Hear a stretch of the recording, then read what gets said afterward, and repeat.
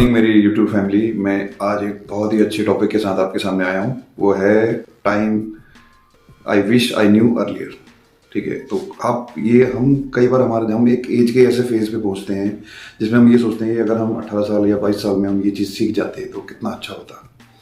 तो मैं ये बताना चाहता हूँ कि हमारी जो भी यूथ यंग जनरेशन है जो 18 से 22 साल तक की एज ग्रुप में आते हैं, तो उनके सामने मैं उनको कुछ ऐसी इंपॉर्टेंट टिप्स देना चाहता हूँ कि वो अपने करंट जो भी टाइम चल रहा है उस पर समझ जाए। तो इसमें कई गलतियाँ हमने करी है जो कि हमें थोड़ा सा टाइम के साथ साथ समझ में आई है चीज़ें, तो वो बातें मैं कुछ शेयर करना चाहता हूँ कि हमें क्या क्या करना चाहिए। तो इसमें सबसे पहले जो आता है वो आता है टाइम मैनेजमेंट। टाइम एक ऐसी चीज़ है जब वो निकल जाता है तब उसकी इंपॉर्टेंस हमें पता चलती है।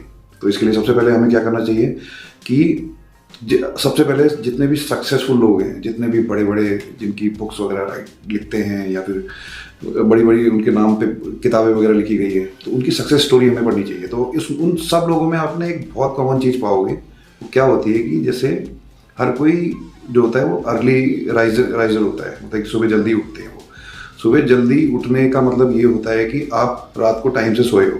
रात को टाइम से सोने का मतलब है कि आपके सभी काम टाइम से कंप्लीट हुए। ठीक है ना। तो बहुत इंपॉर्टेंट है टाइम मैनेजमेंट। टाइम मैनेजमेंट के लिए आपको क्या क्या करना चाहिए। सुबह जल्दी उठना चाहिए, हेल्थ को इंपॉर्टेंस देनी चाहिए, वो तो सबको पता ही है। तो सुबह उठ के अपना वर्कआउट रेगुलर करना, एक्सरसाइज करना है, जो भी आप योगा भी कर सकते हो, जो भी अच्छा लगे आपको। और उसके बाद क्या करना चाहिए, हमें अपना पूरे काम का जो भी टाइम टेबल है वो अपना रात को ही बना लो, टू डू लिस्ट, कि हमें कल क्या करना है। तो उससे क्या होता है कि कल के बारे में तुम्हें पता होता है कि क्या क्या करना है। तो हर टाइम के हिसाब से, शेड्यूल के हिसाब से सारे काम होने चाहिए। ठीक है। और कोशिश ये रहनी चाहिए कि अभी का काम है वो अभी नहीं बढ़ना चाहिए, क्योंकि जब टाइम निकल जाता है उसके बाद हम ये सोचते हैं कि कैसे लेट हो गए हम, ये टाइम से हमने क्यों नहीं किया, वक्त हाथ से निकल गया। वक्त बहुत कॉस्टली होता है, तो बहुत ज़्यादा इंपॉर्टेंस देनी चाहिए। तो टू डू लिस्ट पे भी काम कर सकते हो, ये बहुत अच्छा काम है। ठीक है।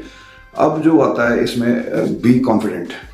देखिए, हम ये जानते हैं कि जैसे अगर हम जैसे स्कूल से निकलते हैं, कॉलेज पास आउट करते हैं, तो हम एक कॉर्पोरेट कल्चर में एंटर करते हैं। ठीक है। तो उस टाइम हमें ये महसूस होता है कि यार हम इतने शाई क्यों हैं। कई लोगों के बीच में कभी प्रेजेंटेशन देनी होती है, कभी कुछ करना होता है, तो उस सिचुएशन में हम ये सोचते हैं कि क्या कहते हैं, हमने अपने टाइम पे कॉन्फिडेंट क्यों नहीं बने। ठीक है। तो हमें क्या करना चाहिए, जैसे एक टाइम होता है अपना कॉलेज कल्चर वगैरह, किसी भी एक्टिविटी में पार्टिसिपेट करो। ठीक है। कोई स्पीच देनी है, स्पीच दो, 4 लोगों के साथ बैठो, हेल्दी डिबेट करो। तो उससे क्या होता है कि कॉन्फिडेंस अपने आप ही डेवलप होता है। तो ये हो सकता है। और जैसे नए नए आप कॉर्पोरेट कल्चर में आप घुसते हो तो आपको आंसर पता होता है। जैसे किसी आप मीटिंग में बैठे हो, आपको आंसर पता होता है, लेकिन आप नहीं बता पाते, मतलब या फिर लेट हाथ खड़ा करते हो कि मैं इसके बारे में रिप्लाई दे रहा हूँ। तो ये इस चीज़ को अवॉइड करना चाहिए। हमें अगर आंसर पता है तो सीधा हमें हाथ ऊपर करके बताना चाहिए कि हाँ ठीक है, मैं आई नो, या मैं नहीं जानता होता। कि अगर हर किसी को हर चीज़ का जवाब ही नहीं पता होता, तो अगर नहीं पता तो नहीं पता है तो उसको एक्सप्लेन करो। ठीक है। अपने आप को मार्केटिंग करनी पड़ती है। ठीक है। और थर्ड और मोस्ट इम्पॉर्टेंट पार्ट है कि हमें अपनी हेल्थ का बहुत ध्यान देना चाहिए। तो उसमें हम क्या कर सकते हैं, रेगुलर वर्कआउट कर सकते हैं और हेल्दी डाइट ले सकते हैं। ठीक है। अपना रूटीन चेकअप करवा सकते हैं, क्योंकि रूटीन चेकअप अगर टाइमली होगा तो आपको अपने हेल्थ में कोई भी डेफिशिएंसी होगी उसके बारे में पता रहेगा।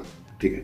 और अगर आपकी हेल्थ अच्छी रहेगी तो आप डेफिनेटली बहुत ही अच्छा, आप हर फील्ड में अच्छा परफॉर्म करोगे। आप ये देख सकते हो और इन चीज़ों को आजमाइए, और ये आपके बहुत ही काम आने वाली चीज़ें हैं। नेक्स्ट नए टॉपिक के साथ आपके सामने फिर आता हूँ। नमस्कार।